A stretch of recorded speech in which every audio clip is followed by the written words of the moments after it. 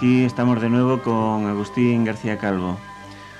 Como sabéis, hasta ahora los paletos de arriba normalmente se habían ocupado, o sea, en un sentido de protector solamente con el automóvil y chorros de asfalto y de gasolina, pero ahora resulta que se les ha ocurrido también meter las patazas en el ferrocarril.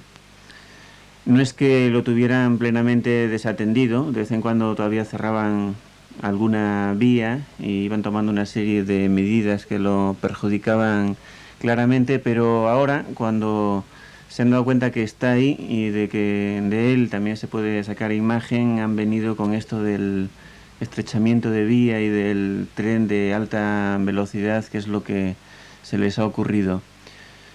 Recientemente ya habéis tenido aquí en Caravana de Hormigas, entre otros, a Agustín García Calvo y a Rafael Sánchez Ferlosio hablando de estos problemas, y también unos días después salió un artículo de Sánchez Ferlosio, un artículo largamente documentado en el que se advertía sobre el desastre que trae consigo tanto el estrechamiento de vía como el tren de alta velocidad. Y bueno, posteriormente hubo un Consejo de Ministros donde se decidió que desde Sevilla a Barcelona, pasando por Madrid, se establecía el tren de alta velocidad, y se está a la espera de ver qué decisión toman sobre el estrechamiento de la vía. Este es el tema del que vamos a hablar hoy, y ya sabéis que, como de costumbre, tenéis dos teléfonos para participar en él. Son el 442-7126 y el 711-1099. Los repito, 711-1099 y 442-7126. Buenos días, Agustín. Buenos días, Javier.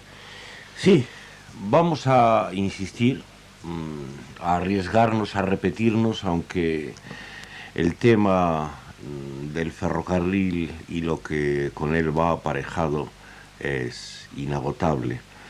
Es que yo querría que esta misma insistencia, el hecho de que ya no sea la primera vez que aquí, en estos viernes, nos ocupamos del ferrocarril, el hecho de que el otro día, como Javier ha recordado, estuviéramos en otra sesión de Caravana de Hormigas hablando también de alta velocidad y estrechamiento de vías y estos últimos horrores. Querría que esta insistencia sugiriera un poco a nuestros oyentes que esa importancia le damos. Es decir, que nos parece que la cuestión no es periférica, que toca a fondo estas cuestiones de las que nos ocupamos aquí, que son sobre todo la oposición entre el bien, la inteligencia de eso que llamamos gente o pueblo, y la imposición de ideas y de diversos imperios desde arriba por parte de eso que llamamos capital y Estado, a falta de nombres mejores. Sí, vamos a insistir sobre esto, en tanto que desde arriba siguen entreteniendo a la población con frivolidades y farsas de gran bombo, como las de la reciente huelga y la manifestación, que creo que hoy está obligada a colear todavía a consecuencia de ello. Mientras los entretienen con eso, y como oía en la radio del taxista esta mañana, según venía para acá, con los insultos que los prohombres se lanzan unos a otros y todas las frivolidades de las que los medios de formación de masas se alimentan. Mientras la gente se la entretiene con cosas en las que nada se juega, ni en la convocatoria de la huelga, ni en estas manifestaciones que no ponen nada contra nada, puesto que hace mucho tiempo que también las organizaciones sindicales están formando parte del aparato del que son cabeza esos, capital y Estado. Mientras la entretiene con cosas que no van a nada, que no van a ningún sitio, en cambio por debajo, la banca, la empresa, los verdaderos intereses de esos entes abstractos, capital y Estado, siguen funcionando. Contra eso ni partidos, ni sindicatos, ni ninguno de los prohombres por casualidad se atreverá a meterse. Por el contrario, ministros de esto y de lo otro, y también, naturalmente, fundados en el gran hallazgo de los puestos de trabajo, tampoco los líderes sindicales de ningún color van a atreverse a meterse, ni a mencionarlo siquiera. La cuestión de la imposición del auto, del destrozo del ferrocarril, eso no entra en las cuestiones políticas. Las cuestiones políticas son los insultos en el Parlamento y las demás estupideces y frivolidades de que viven los medios de formación de masas. Tratando de corregir eso un poco, estamos aquí insistiendo, y especialmente con una cierta desesperación, que esperamos que no nos quite lo razonable, durante estos días en que se trama lo de la alta velocidad y lo del estrechamiento de vías, estamos insistiendo. Javier ya os ha recordado el documentado artículo de Sánchez Ferlosio del otro día, referente a lo que querría decir de verdad implantar, como es el sueño o el ideal de los que mandan, esa norma del estrechamiento de vías a la europea.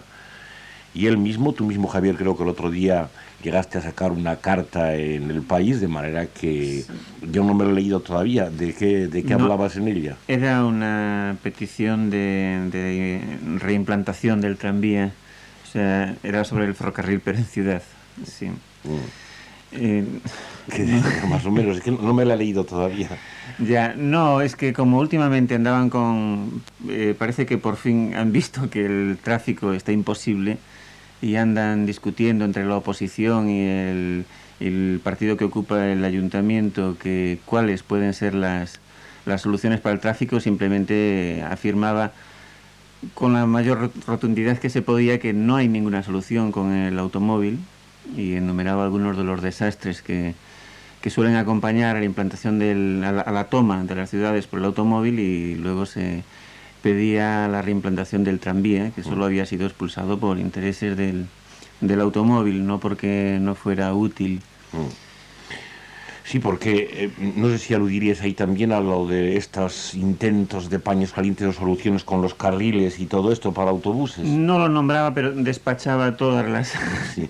De un plumazo las... Sí, porque es curioso que respecto a eso que propones en esa carta al director del País, parece como si todos estos intentos angustiosos y mezquinos de arreglar un poco el tráfico, ya han renunciado a seguir socavando las urbes para hacer aparcamientos, parece, en gran medida. Esto de implantar carriles, cosa que ya a uno de los concejales le costó el puesto el año pasado, ¿no? Sí, dimitió ante... Parece que tenía un cierto afán de hacer una chapucilla y ni siquiera eso le dejaban, sí. Pues estos intentos de plantar carriles para el autobús, y además de incluso carriles ahora parece que hablan de sentido contrario al tráfico, parece que está como anunciando que van a inventar el tranvía, lo que proponía Javier en su carta al director. Estos son maneras muy torpes, muy toscas de volver a inventar el tranvía. Claro, todavía no se puede comparar una serie de autobuses metidos en raíl con una buena red de tranvías como la que había y nos quitaron hace unos 40 años, ¿no? Pero vamos, parece que se van acercando a volver a inventar el tranvía, ¿no? De una manera análoga como cuando por las noches vemos circular machacando autopista, camión tras camión, camionazo tras camionazo de transporte de mercancías. Parece que están ya a punto, en cuanto se molesten en enlazar un camión con el otro, están a punto de inventar el tren de mercancías otra vez, ¿no? En estas andamos, van casi, y esto, aparte de la broma, puede ser hasta un poco esperanzador, van casi a inventar el tranvía y el tren de mercancías, y en general otra vez a descubrir que el ferrocarril era el único medio útil. No, en esto es bueno recordar que hace poco, hablando también del problema de tráfico, era en Cataluña y el País Vasco, el encargado del tráfico en Cataluña veía ya que la única solución era una especie de coche continuo que tendría que estar dando vueltas continuamente y la gente subiendo y bajándose. Sí, eso es.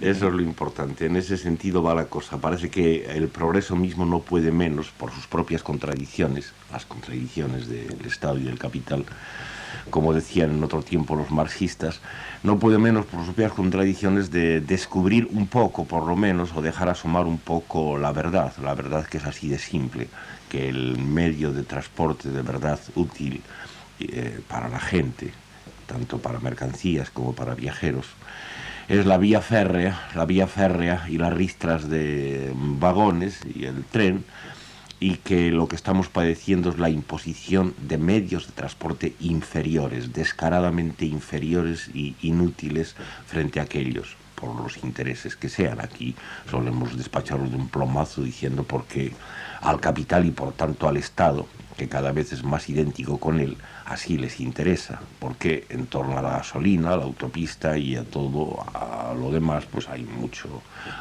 negocio, ¿no?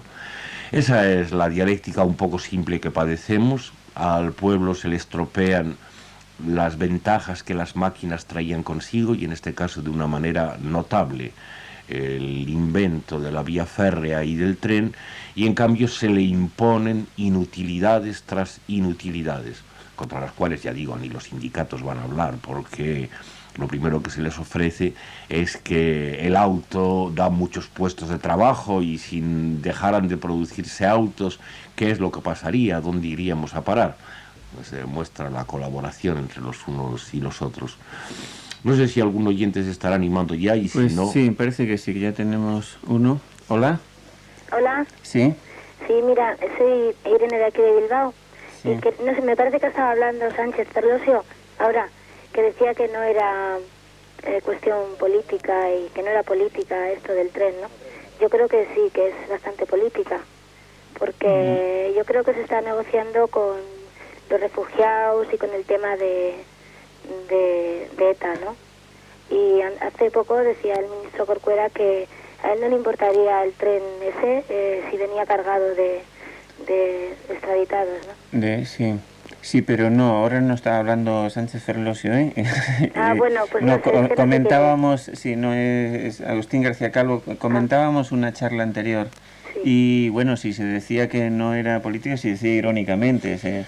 No, yo creo que no, porque si lo que te suena es el artículo de Rafael Sánchez Ferlosio del otro día en El País, ese que hemos destacado antes como especialmente bien documentado respecto a la locura, a la insensatez del estrechamiento de vías a la europea, si te suena eso, allí estaba bien claro que no, que lo que él decía justamente se trataba de una imposición política, y además política en el sentido más rastrero. Él incluso la personalizaba en el presidente del gobierno, cosa que tal vez era un poco de exageración por su parte, pero en fin, desde luego era una cuestión plenamente política. Pero además aquí solemos emplear el término ese de político en un sentido más amplio, ¿no? Es que la cuestión del ferrocarril por sí misma, aparte de lo que tenga que ver con ETA, con inmigraciones, con emigraciones, aparte de eso, la cuestión del tren en sí misma es una cuestión política. Es decir, que la imposición de los medios de transporte inferiores del auto es por excelencia política. Lo que es una politiquilla infame es todo esto de... De acuerdo, sí, de acuerdo. Sí. Es todo esto de las huelgas y de las disputas aparentes entre sindicaleros y gobernantes. Eso es lo que es politiquilla y es lo que rechazamos. Pero en cambio la cuestión de la imposición del auto en contra de la evidencia de la utilidad del tren, eso es una cuestión de verdad política, que le atañe al público, a la gente. Sí, tenemos otra llamada. ¿Hola? Hola. Sí. Mira, sí. Lo que está diciendo Agustín tiene toda la razón. Mira, yo soy una enemiga total del coche, de verdad, pero lo que pasa es que voy con mi marido, que es el que sabe conducir en este caso, pues voy al sitio más cerca, en este caso Murcia, que me coge cerca. Mira, ayer mismo estuvimos por necesidad de ir al médico. Había una polución total. Tenemos que ir a un paso que apenas se puede andar. Los trenes prácticamente de alrededor, yo creo que se han quitado. Pero yo no sé, también ocurre una cosa, es que la gente estamos acostumbrados quizás a la comodidad esa del coche, o a lo que llamamos comodidad, que es que yo no lo veo comodidad. Yo es que voy siempre con miedo dentro del coche, la pura verdad, yo es que voy con miedo. Entonces, la gente es que, yo no sé, es que contesta a comprar más coches. Yo no sé, es que se le dice lo contrario y lo hace al revés. Pero ¿qué pasa con todo? Mira, yo por ejemplo, y yéndome a otra cosa que tenía pensado deciros antes de que hablara Agustín de esto, y que estoy totalmente de acuerdo con lo que está diciendo, yo creo, por ejemplo, vosotros mismos, en la radio, ya hablando un poco de lo de la huelga que está diciendo él, y que era una cosa que yo tenía pensado deciros.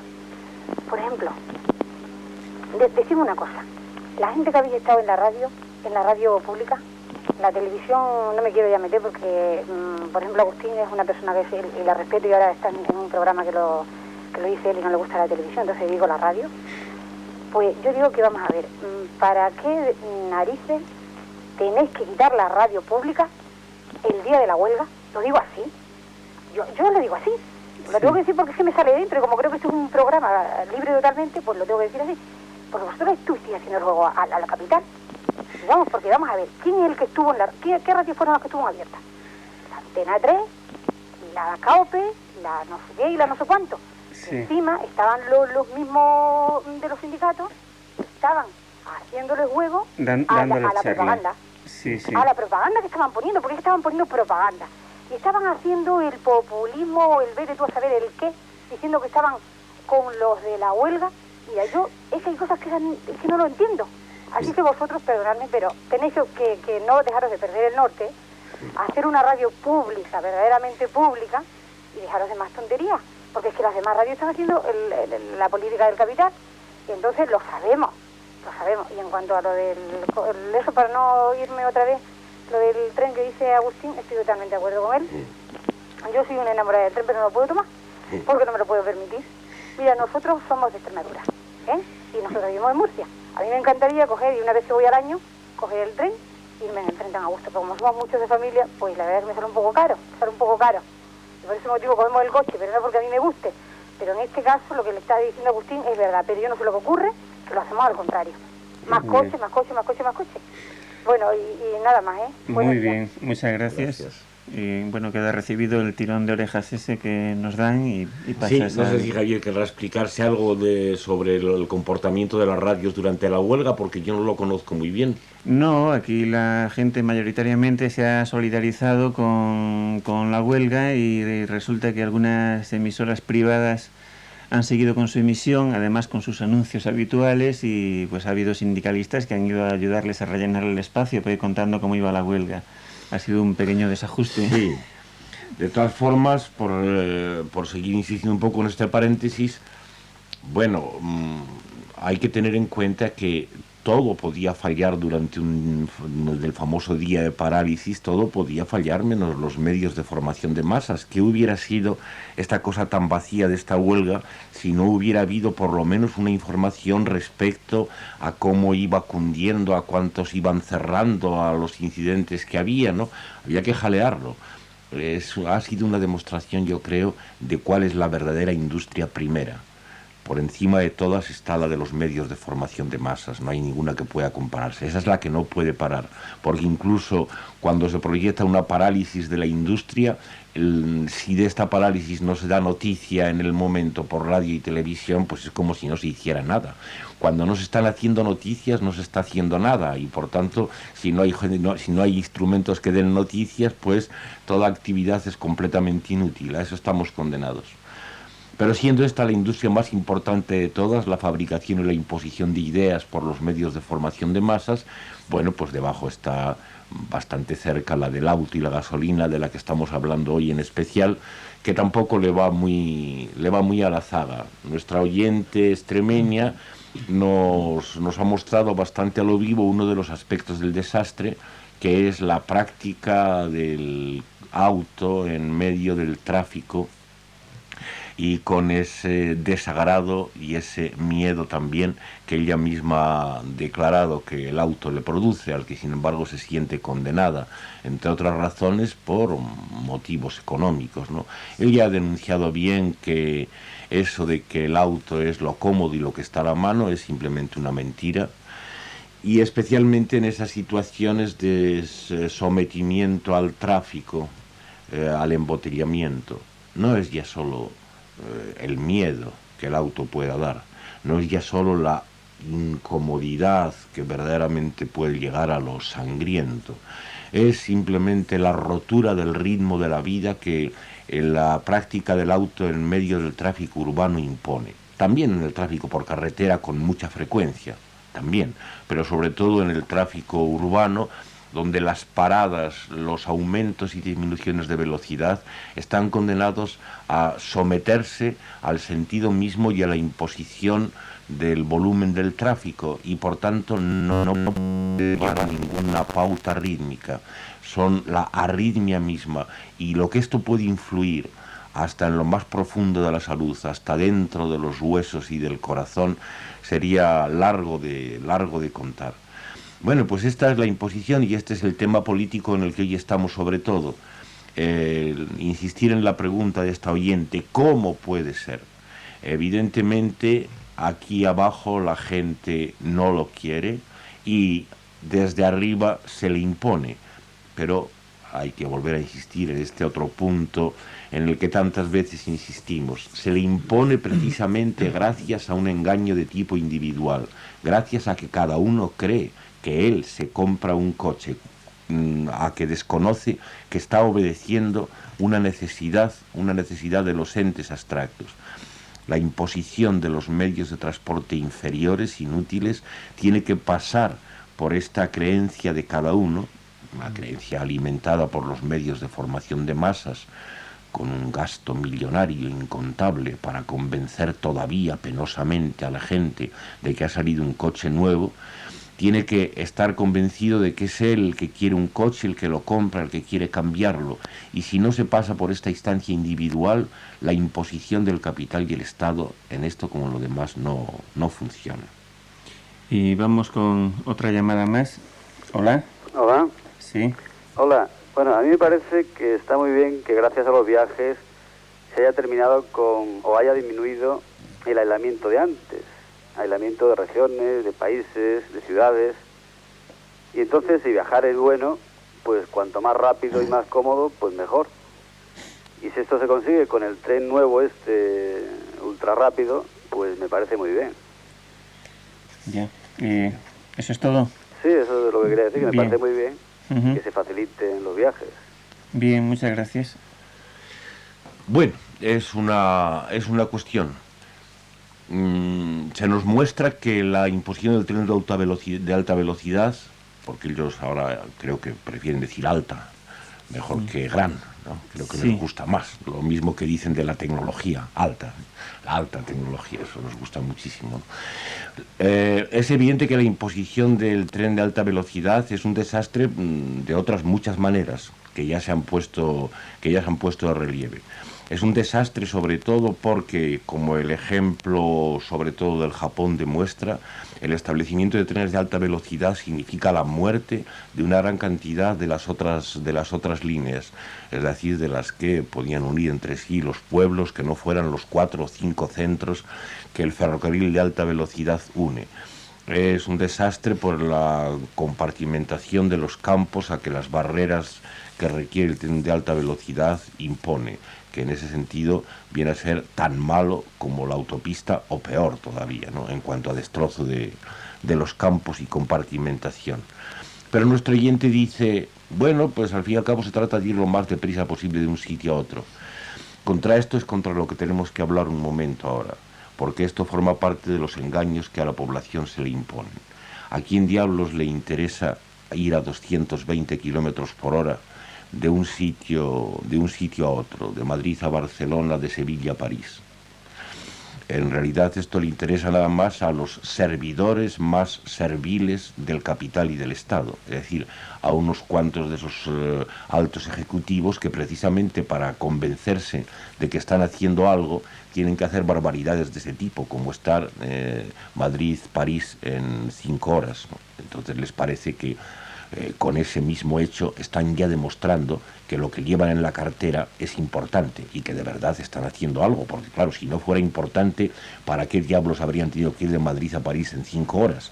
Así es como se establece el razonamiento.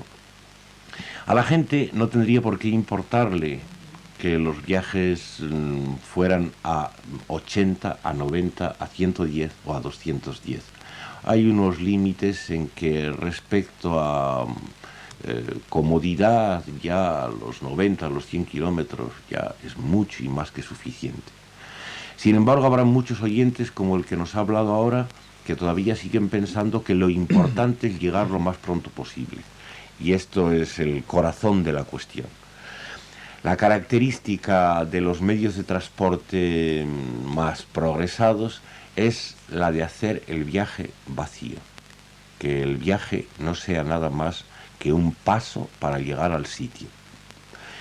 Es decir, lo contrario de lo de aquellos versos de don Antonio Machado, cuando eran uno de los varios versos que hizo desde el tren y que nos han quedado, donde hablaba, entre otras cosas, de la felicidad de alejarse.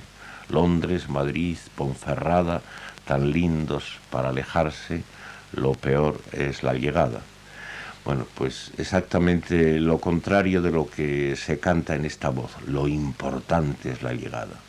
Es decir, vas a llegar, no sabes para qué, te vas a encontrar cuando llegues de Madrid a París, tan vacío en París como estabas en Madrid, pero sin embargo se te sigue imponiendo la idea de que cuanto antes llegues, cuanto antes cambies la manera de vaciedad y la manera de aburrimiento, pues mejor.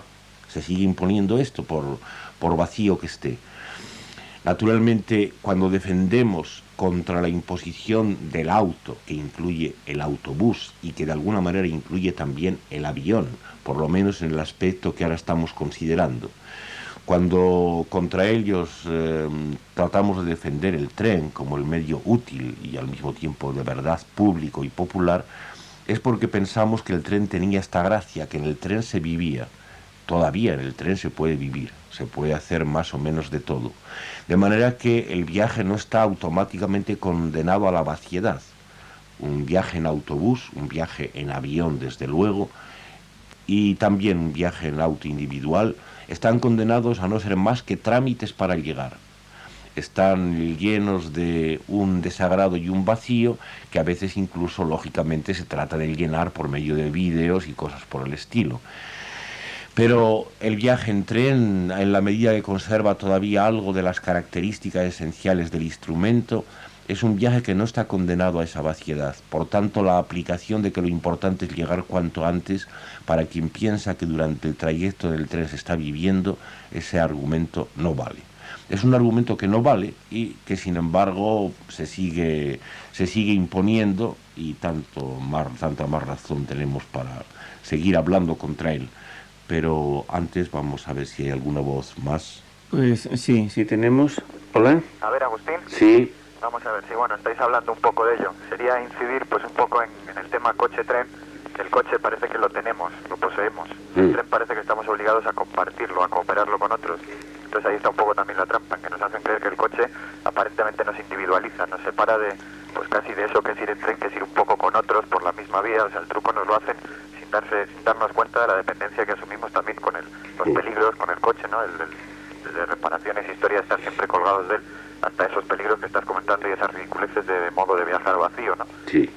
Y luego, bueno, era preguntar, que es que estoy un poco descolgado del tema, ¿por qué sería malo o por qué estamos hablando como malo de lo de pasar al ancho europeo? Que es que no estoy con él, no lo conozco el tema. Esos serían los matices. Sí, muy bien. Respecto a esto último, voy a dejar que Javier, que lo recordará mejor que yo, te diga algunos de los desastres que el estrechamiento de vías implica. Sí, bueno, no sé si lo voy a recordar mejor que tú, pero uno de los temores fundamentales era que, siendo la política de ahorro en lo que respecta al tren tan grande por parte del gobierno, el hecho de ponerse a hacer ahora el ajuste al ancho europeo, como le llaman, requeriría unas cantidades de dinero enormes, y es muy probable que, como este ajuste de anchura se va a hacer exclusivamente por conquistar esa imagen, o sea, darle una especie de soporte a la idea de pertenecer a Europa, se hace con motivo fundamentalmente del año 92 de la celebración de Sevilla. Sería muy probable que se calcula que las obras fuesen abandonadas una vez terminados los fastos de ese año y creasen, mientras iban realizando las obras, mientras durasen, una paralización en el funcionamiento de la mayor parte de las vías. Por otra parte, no se le ve mayor inconveniente a la diferencia de ancho, teniendo en cuenta que ahora mismo no sé si se pierde en un tren de pasajeros 15 minutos en el reajuste de los ejes. Parece que algo más para los trenes de mercancías. Y bueno, por ahí va la cosa, me parece recordar. Sí, vamos, la verdad es que no se ve ningún beneficio palpable, es decir, para el público, ninguno. El único beneficio es el que Javier ha puesto de relieve, es un beneficio ideal, es el beneficio de un símbolo. Menudo golpe nos pegamos y ahora demostramos con el cambio de ancho de vía que ya somos Europa, cosa que antes se podía dudar. Por cierto, que supongo que dentro de un par de años a los rusos se les impondrá, como Dios no lo remedie, la misma cosa, porque ellos también tienen un ancho de vía semejante al español y claro, ahora con la coexistencia pacífica y su avance, pues naturalmente habrá que ponerse a pensar cómo también por ahí se modifican los anchos de las vías. Supongo que a favor de esta Europa de acá, lo cual implicaría que el transiberiano, imagínate, empezaría a cambiar de ancho de vía y a lo mejor para el año 3000 o así, pues habría terminado, ¿no?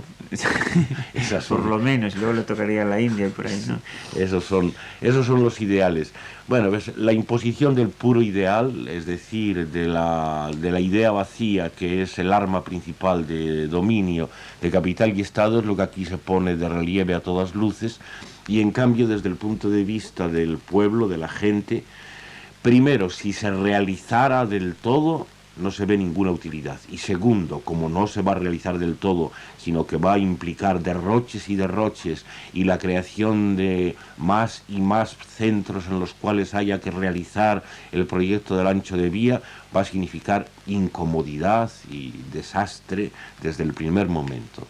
No digamos después los conflictos del mantenimiento de las vías secundarias con el ancho tradicional y sus modos de enlace con las nuevas vías modificadas con el ancho europeo. Vamos, es verdaderamente el caos. Como en tantas otras cosas de la administración que vemos, se trata del caos, del desorden. El desorden ese del que hablan tanto los hombres de orden en cuanto ven algo de bullicio o de revuelo entre la gente. Se trata del caos, pero un caos impuesto por vía de la ideación y de la organización, que es lo importante.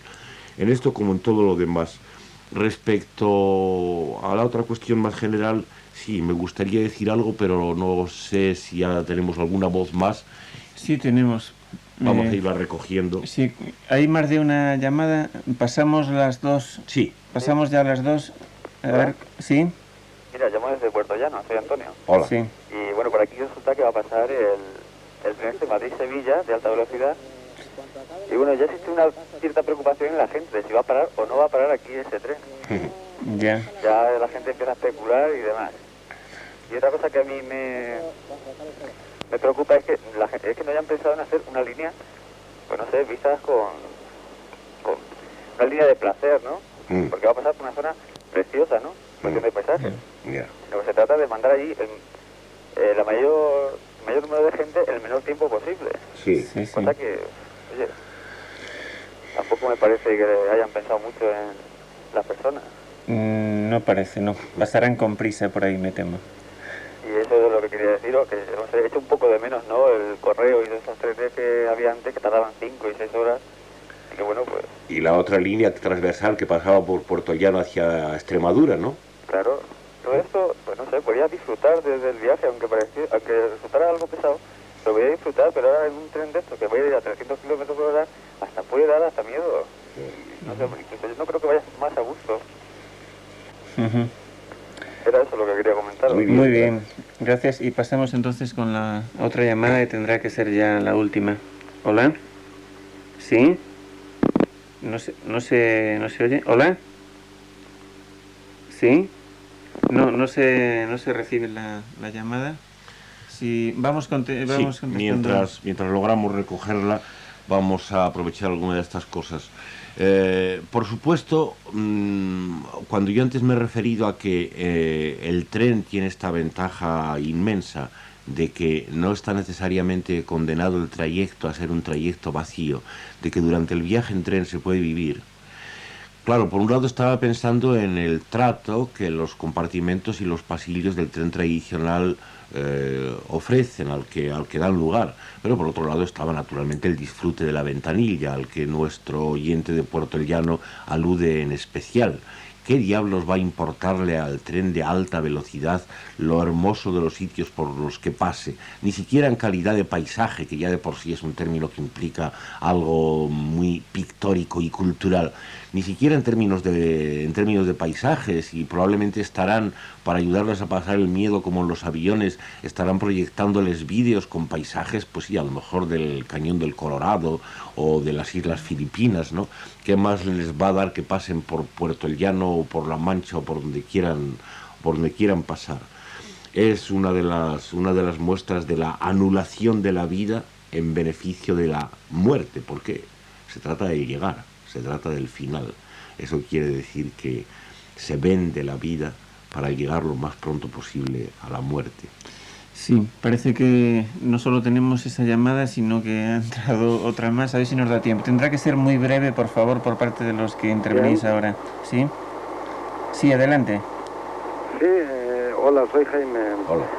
Oye, vamos a ver, respecto a lo del ancho de vía, bueno, esto es un precio más de los que tenemos que pagar por el mercado común, claro. Queremos ser europeos, pues toma, ahora nos meten esto, pasado mañana nos meterán otra cosa, y bueno, y el complejo de imbéciles que nos está entrando a todos los españoles, porque si siempre nos están comparando a Europa, que si en Europa comen tanta mantequilla, pues nosotros también tenemos que comerla, etcétera, etcétera, ¿no? Entonces, ahora viene el ancho de vía, después vendrá otra cosa y nosotros a callar, claro, por supuesto que para eso somos, pues bueno, españoles, ¿no? Uh-huh.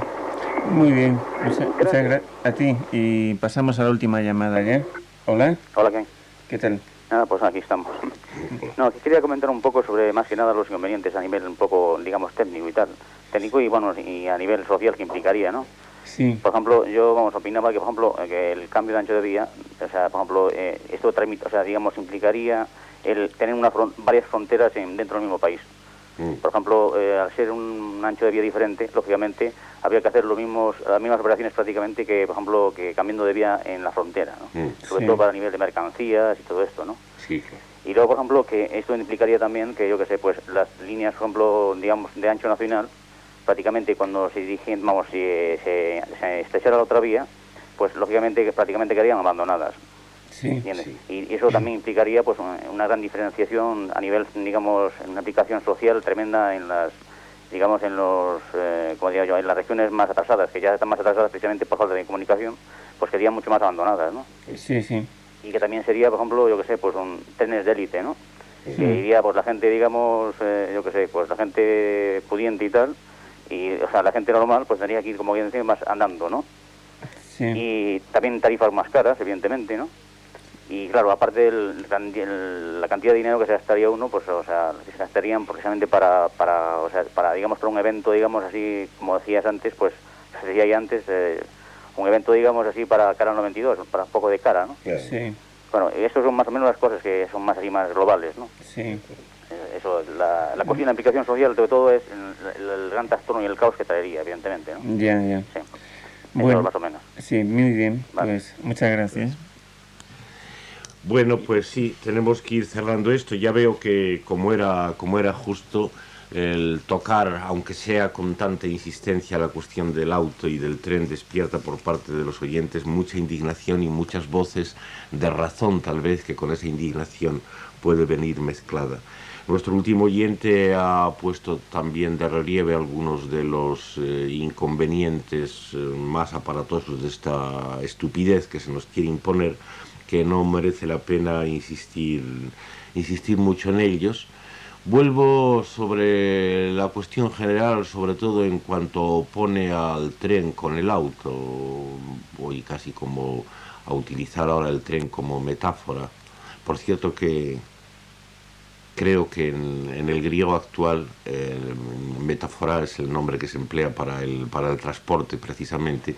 Así ha venido a suceder que el griego, calcando a su vez la forma occidental transporte, ha venido a darle al término metáfora este uso que ahora nos viene muy bien.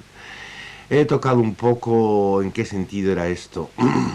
Hay una manera de vida que es un chisme largo que pasa por raíles fijos, se sabe por dónde, y en el cual en cada punto a lo largo del trayecto va entrando y subiendo gente, de manera que desde que parte hasta que llega a la población que constituye ese colectivo andante, lo que va delante de ese instrumento pues es relativamente cambiante. Queda una parte que van de cabo a rabo, otras veces que han ido subiendo y bajando en cada estación. Esto es el tren con el tranvía y todavía el metro. Se sabe por dónde pasa y entonces la gente va subiendo, entrando y saliendo.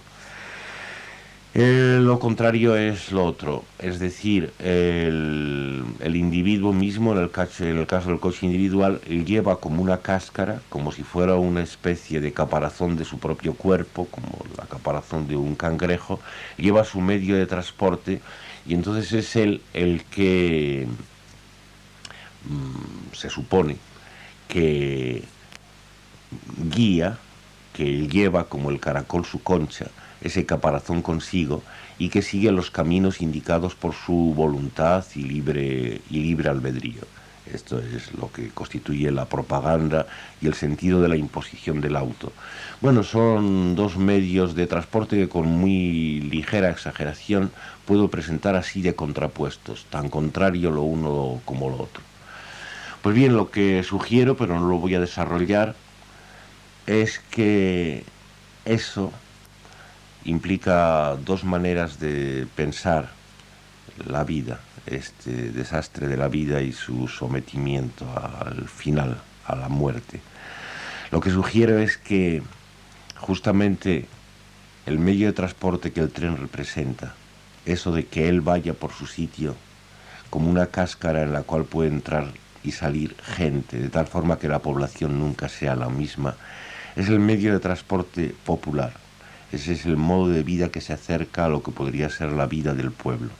Mientras que el otro medio de transporte, en el que el medio mismo se convierte en la caparazón que la voluntad personal de cada uno debe llevar por caminos más o menos improvisados, por rutas que por lo menos, aunque estén trazadas, permiten desviaciones a izquierda y derecha y adelantamientos y tonterías de esas, eso en cambio representa el modo de vida que a las masas de individuos el capital y el Estado quieren imponerles. Hasta tal punto, también en este sentido metafórico, se contraponen el tren, medio útil de verdad, como el medio de transporte público y popular contra el auto, que es el medio de transporte impuesto desde arriba y propio para los individuos de la masa. Eso es lo que quería sugerir para que nuestros oyentes vayan sacándole todas las derivaciones que de esa metáfora proceden. Bueno, pues con esta sugerencia nos despedimos ya hasta el próximo viernes, en que estaremos aquí de nuevo con vosotros y